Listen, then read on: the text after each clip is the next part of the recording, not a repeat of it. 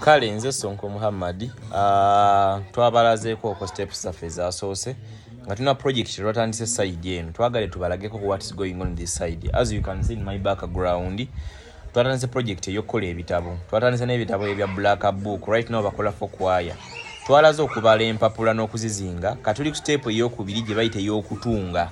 Ekitabo bakitunga batya, empapula ne zibeera wamu, babala mmeka, bakikola batya. Kyolabako side eno tugenda tuba tubalaga step ku step paka ekitabo kino ekinaggwera kisobola okugenda kusomera omwana akiwandiikemu. Project eno twagikoze eri mu nsi y'abampi, ndowooza mubalaba Dr. Katiko, Kadole, abamu tebanaba kujoyininga naye bajja, Salongo bagenda kujja n'abalala. So we call upon all of you abali eyo nga muli bampi. This is free of charge.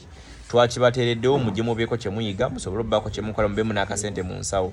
Gwe atali mumpi chance ekyali y'abampi, gwe tujja kusasuzayo kaakasente atali mumpi. Naye buli mumpi ali eyo, oba olina omumpi omumanyi mutusindikire ajje, tujja mu training ya bwereere, material weeziri, omusomesa waali, ne bw'anaaba agambye sulawo okonna asobole okuyiga, tujja musuza ku biru eyaffe, tumuwe n'ebyokulya ku biru eyaffe.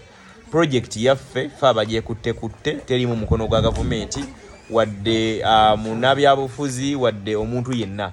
Okuleka mu abana abagado tuyambirako eyo munatuyambirako eyo maaso, era tujja kusinga kubasaba kutugulako bitabo bino.